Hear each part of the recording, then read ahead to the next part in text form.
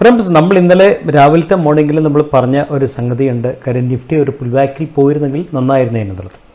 Pull ബാക്കിൽ പോകാനുള്ള സാധ്യതകളും നമ്മൾ പറഞ്ഞിരുന്നു. അത് നമ്മൾ പറഞ്ഞത് ശരിക്കും 75 മിനിറ്റ്സ് ക്യാൻഡിലിൻ്റെ ബേസിലാണ് നമ്മൾ അനാലിസിസ് നടത്തിയത്.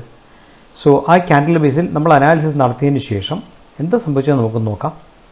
സോ ഇന്നത്തെ ശരിക്കും പറഞ്ഞാൽ ഫസ്റ്റ് ക്യാൻഡിൽ ഇതായിരുന്നു, ഇന്നലത്തെ ക്യാൻഡിൽ ഇതാണ്. സോ നമ്മുടെ നിഫ്റ്റി ഇൻഡെക്സ് ഫ്യൂച്ചേഴ്സാണുള്ളത്. സോ 75 മിനിറ്റ്സ് അനാലിസിസാണ് നമ്മുടെ കയ്യിലുള്ളത്.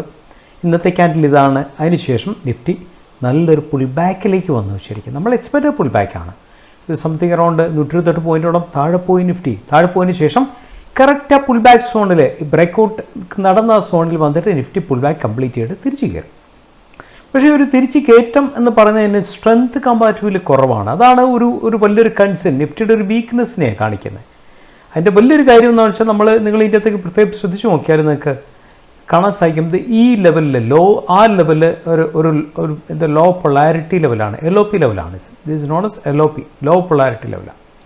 ഈ ലെവലിൽ മേളിലേക്ക് പോയി ക്യാൻഡിൽ ക്ലോസ് ചെയ്യണം, സ്ട്രെങ്ത് കാണിക്കണമെങ്കിൽ. ആ ലെവലിൽ മേളിൽ ക്ലോസ് ചെയ്യാൻ നോക്കി. ശരിക്കും പറഞ്ഞാൽ ആ ലെവൽ എന്ന് പറയുന്നത് ഈ ലെവൽ വരെയൊക്കെ നമുക്ക് എടുക്കാം. ആ റെസിസ്റ്റൻസ് ആയിട്ട് തിരിച്ച് കയറുമ്പോൾ വരും. LOP ലെവലാണ്. അവിടെ റെസിസ്റ്റൻസിൽ ഒരു 75 മിനിറ്റ്സ് ക്യാൻഡിൽ ഹിറ്റ് ചെയ്തു, അടുത്ത് ഹിറ്റ് ചെയ്തു. ആ ലെവലിലാണ് നിഫ്റ്റി ഇന്ന് ക്ലോസ് ചെയ്തത്. ശരിക്കും ലാസ്റ്റത്തെ ക്യാൻഡിലിൽ റെഡ് ക്യാൻഡിൽ ബാക്കിയുള്ള 3 ക്യാൻഡിലിനെക്കാട്ടിലും 75 മിനിറ്റ്സ് ആണ് വോളിയം കൂടുതലായിരുന്നു. ശരിക്കും അത് കാണിക്കുന്നത് നിഫ്റ്റിയിലെ എന്ത് വീക്ക്നെസ് ഇൻ മൊമെൻറ്റമാണെന്ന് നമുക്ക് പറയാൻ സാധിക്കും. മൊമെൻറ്റത്തിൻ്റെ ഒരു സ്ട്രെങ്ത്തിൽ വീക്കാണ്.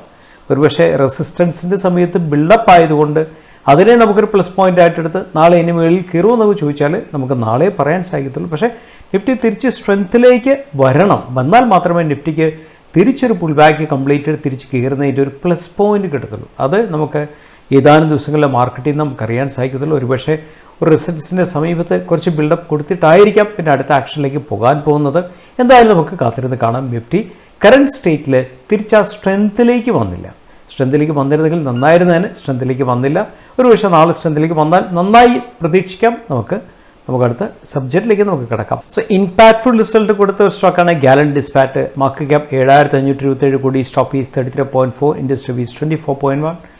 ആൻഡ് സി ഇത് ടോപ്പ് ലൈൻ നോക്കുക 1094 മുതൽ അത് 1177 ആയി sales top line. And operating profit എന്നുള്ള ജൂണിൽ മാത്രമേ വീക്കായിട്ടുള്ളൂ. ജൂൺ സെപ്റ്റംബർ ഒന്ന് വീക്കായതിനു ശേഷം ഹ്യൂജായിട്ട് കുതിച്ചു വരുന്നു. ശരിക്കും ഡിസംബറിൽ 107 ആയിരുന്നു, 184 ആയി. 80% ക്വാർട്ടർ ഓപ്പറേറ്റിംഗ് പ്രോഫിറ്റ് വ്യത്യാസം വന്നിരിക്കുന്നത്. അതുപോലെ തന്നെ കഴിഞ്ഞ മാർച്ചിൽ 124 ആണ്. അതാണ് ഓൾമോസ്റ്റ് 50% കയറിയിട്ട് 184 ആയത്. ആൻഡ് എക്സലൻ്റ് OPM എക്സ്പാൻഷൻ 11% നിന്നും 16% OPM എക്സ്പാൻഷൻ വന്നു. Earnings per share something around close to 4 രൂപ എന്നുള്ളത് കഴിഞ്ഞ കൂട്ടർ 2 രൂപ 15 പൈസ ആയിരുന്നു. അവിടെ നിന്നാണ് 395 ആയത്. കഴിഞ്ഞ മാർച്ചിൽ 2.81 ആയിരുന്നു. അവിടെ നിന്നാണ് 395 എന്ന് പറയുമ്പോഴത്തേക്കും ബ്യൂട്ടിഫുൾ റിസൾട്ടാണ്. ആൻഡ് ആനുവൽ നോക്ക് 342 ആണ് മാർച്ച് 2021 1 ഇയറിൽ ആനുവൽ വന്നിരിക്കുന്നത്. അത് 448 കോടിയായി എന്ന് പറയുമ്പോൾ സംതിങ് അറൗണ്ട് 100 കോടി 106 കോടി 35% ആനുവൽ ഗ്രോത്ത് ഈ സ്റ്റോക്കിന് കൊടുക്കാൻ സാധിച്ചത്. കമൻഡബിൾ റിസൾട്ടാണ്. And very good cash flow ആണ് കമ്പനി കൊടുത്തിരിക്കുന്നത്. ആൻഡ് വാല്യുവേഷൻ മാത്രം എന്താ പറയണ്ടേ, ഇൻഡസ്ട്രി വാല്യുവേഷൻ നോക്കാൻ നേരത്ത് സ്ലൈറ്റ്ലി ഓവർ സ്ട്രെച്ചഡാണ്. പക്ഷേ ഇൻ ജനറൽ ഇപ്പോൾ എല്ലാ സ്റ്റോക്കിനും വാല്യുവേഷൻ ഓവർ സ്ട്രെച്ചഡാണ്, കുറച്ച് സ്ട്രെച്ചഡാണ്. അതുമായിട്ട് നോക്കുമ്പോൾ ഇതിൻ്റെ വാല്യുവേഷൻ ഈസ് റീസണബിൾ എന്ന് നമുക്ക് എടുത്ത് പറയാൻ സാധിക്കും. ഇന്ന് സ്റ്റോക്ക് UC ആണ് പോയത് 4.99% റിസൾട്ട് വന്നതിന് ശേഷം. നമ്മൾ ഈ സ്റ്റോക്കുകൾ ഷോർട്ട് ടൈമിൽ ലാഭം തരുമോ എന്നുള്ള ഹെഡിങ്ങിൽ നമ്മൾ ഇന്നലെ 5 സ്റ്റോക്ക് പറഞ്ഞിരുന്നു. ആദ്യം പറഞ്ഞ സ്റ്റോക്ക് JSW എനർജിയാണ്. ഈ സ്റ്റോക്കുകൾ ബേസിക്കലി വോളറ്റിലിറ്റി കോൺട്രാക്ഷൻ്റെ ബേസിലാണ് പല സ്റ്റോക്കുകളും ഇതിനകത്ത് പറഞ്ഞിട്ടുള്ളത്. വോളറ്റിലിറ്റി കോൺട്രാക്ഷൻ നിങ്ങൾ ഡീറ്റെയിൽ ആയിട്ട് പഠിക്കേണ്ട കാര്യമാണ്. നമ്മൾ ശ്രദ്ധിക്കേണ്ട കാര്യം നിങ്ങൾ നോക്കിയുള്ളൂ.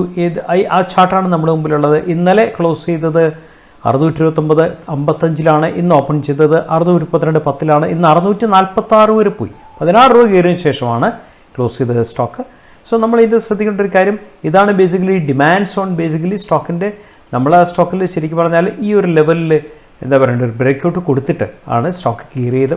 ഒരു ബ്രേക്കൗട്ട് സോണായിട്ട് നമുക്ക് എടുക്കാൻ സാധിക്കും. അല്പം കൂടെ നമുക്ക് ലെവൽ കറക്റ്റ് ചെയ്യാം. ഇതാണ് കറക്റ്റ് ബ്രേക്കൗട്ട് സോണായിട്ട് വരുന്നത്. ശരിക്കും this is the exact breakout zone. So ആ ബ്രേക്കൗട്ട് സോൺ കഴിഞ്ഞതിന് ശേഷം ഇന്നത്തെ ക്യാൻഡിൽ നോക്കുകയാണെങ്കിൽ മേ ബി സംതിങ്ങിലേക്ക് പുൾ ബാക്ക് എന്ന് പറയാൻ സാധിക്കും. നമുക്കൊരു 2 hour ക്യാൻഡിൽ എടുത്ത് നോക്കുകയാണെങ്കിൽ നോക്കൂ, ആ ഒരു ബ്രേക്കൗട്ട് കൊടുത്തതിന് ശേഷം ഒരു പുൾ ബാക്ക് എന്നൊക്കെ നമുക്ക് വേണമെങ്കിൽ നമുക്ക് വിചാരിക്കാം. നമുക്ക് അതിനേക്കാൾ താഴെയുള്ള time frame 75 minutes time frame എടുത്താൽ കുറച്ചുകൂടെ ക്ലാരിറ്റി കിട്ടുന്നു. ഈ ലെവലിൽ പുൾ ബാക്ക്, ഈ ലെവലിൽ ബ്രേക്കൗട്ട് കൊടുത്തതിന് ശേഷം ഇതാണ് ബ്യൂട്ടിഫുൾ ബ്രേക്കറ്റ് ക്യാൻഡിൽ. അതിന് ശേഷം ഒരു പുൾ ബാക്ക് നിൽക്കുവാണെന്ന് വേണമെങ്കിൽ പറയാൻ സാധിക്കും. അടുത്ത സ്റ്റോക്ക് വെഡിലാലാണ്. ഇന്നലെ ക്ലോസ് ചെയ്തത് വെഡിലാൽ 4505 ഇന്ന് ഓപ്പൺ ചെയ്തത് 4515 4515 മുതൽ സ്റ്റോക്ക് 4898 വരെ. ദാറ്റ് മീൻസ് സംതിങ് അറൗണ്ട് 383 രൂപയാണ് സ്റ്റോക്ക് കയറിയത്. 380 രൂപ എന്ന് പറയുമ്പം something around close to 8% stock കയറിയിട്ട് അവസാനം സ്റ്റോക്ക് 4783 ക്ലോസ് ചെയ്തത്. അപ്പം നമുക്കിവിടെ നോക്കാൻ നേരത്ത് നമുക്ക് ഇന്ന് സ്റ്റോക്കിൽ ഇന്നൊരു ബ്രേക്കൗട്ട് കൊടുത്തിട്ടാണ് സ്റ്റോക്ക് പോയെന്ന് പറയാൻ സാധിക്കും. So we'll wait and see. And RSI is trending towards അപ്സൈഡാണ്. മൊമെൻറ്റം സ്ട്രോങ് ആയിട്ടുള്ള സ്റ്റോക്കാണെന്ന് നമുക്ക് പറയാൻ സാധിക്കും. നമ്മൾ പറഞ്ഞ മൂന്നാമത്തെ സ്റ്റോക്ക് ബേസിക്കലി വോളറ്റിലിറ്റി കോൺട്രാക്ഷനിൽ പറഞ്ഞ സ്റ്റോക്കാണ്. സോ ഇപ്പോഴും സ്റ്റോക്ക് കോൺട്രാക്ഷൻ തന്നെയാണ്. ഒരു ടൈറ്റ് ബേസ് എന്ന് പറയും. ടൈറ്റ് ബേസിലാണ് സ്റ്റോക്ക് നിൽക്കുന്നത്. ടൈറ്റ് ബേസ് വിട്ടിട്ട് സ്റ്റോക്ക് മുകളിലേക്കോ താഴത്തേക്കോ ഒന്നും പോയിട്ടില്ല. ടൈറ്റ് ബേസിൽ തന്നെ സ്റ്റോക്ക് നിൽക്കുകയാണ്. And RSI looks very good actually. ശ്രദ്ധിക്കേണ്ട കാര്യമുണ്ട്, സ്റ്റോക്ക് ഒന്ന് താഴെ വന്നപ്പോഴത്തേക്കും സ്റ്റോക്കിൽ ലോവർ വീക്ക് ഡെവലപ്പ് ചെയ്യുക എന്നുള്ളത് ഒരു സപ്പോർട്ടീവ് ഫാക്ടറായിട്ട് നമുക്ക് എടുക്കാൻ സാധിക്കും. ശ്രദ്ധിക്കേണ്ട കാര്യം അതുപോലെ തന്നെ സ്റ്റോക്കിലെ ആവറേജ് വോളിയേ ഉള്ളൂ. കമ്പാരിറ്റീവ്ലി വോളിയം കുറവാണ് ഇന്നത്തെ ദിവസം. അടുത്ത സ്റ്റോക്ക് CDSലാണ് നമ്മൾ ഇതിൽ പറഞ്ഞത്. അതും ടൈറ്റ് ബേസിൽ നിൽക്കുകയാണ്. ടൈറ്റ് ബേസ് ബ്രേക്ക് ചെയ്ത് പോകണം. അത് മുകളിലേക്ക് പോകാം അല്ലെങ്കിൽ താഴത്തേക്ക് പോകാം. എങ്ങോട്ട് പോകും നമുക്ക് പറയാൻ സാധിക്കത്തില്ല. സോ ആ ലെവലിൽ തന്നെ നിൽക്കുകയാണ്. സോ ലാസ്റ്റ് സ്റ്റോക്ക് EH ആണ്. EH നോക്കൂ, എക്സലന്റ് വോളറ്റിലിറ്റി കോൺട്രാക്ഷനാണ് സംഭവിച്ചത്. 11 ഇവിടം വരെ വന്നു, 11 ഇവിടം വരെ വന്നിട്ട് ഫസ്റ്റ് 12.79, സെക്കൻഡ് 9.27.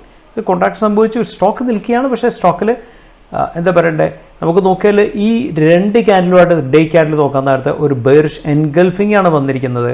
നമുക്ക് വോളിയം ഉണ്ടോ നോക്കാം. അതിന് വോളിയം കമ്പാരിറ്റീവ്ലി കുറവാണ്. ബെയറിഷ് എൻഗൾഫിംഗ് ക്യാൻഡിലാണെന്നുള്ളൂ, വോളിയം കുറവാണ്. വീൽ വെയിറ്റ് ആഡ് ചെയ്യും. നാളെ എന്താ സംഭവിക്കുന്നത് നമുക്ക് പറയാൻ സാധിക്കത്തില്ല. എനിവേ ഇന്ന് ഫ്രൈഡേ ആണ്. അതുകൊണ്ട് തന്നെ ഞാനിന്ന് പ്രത്യേകിച്ച് എന്താ പറയണ്ടേ സ്ട്രോങ് സ്റ്റോക്കുകളെ കുറിച്ചുള്ള ഡീറ്റെയിൽ ഒന്നും ഷെയർ ചെയ്യുന്നില്ല. Will do that on Monday morning.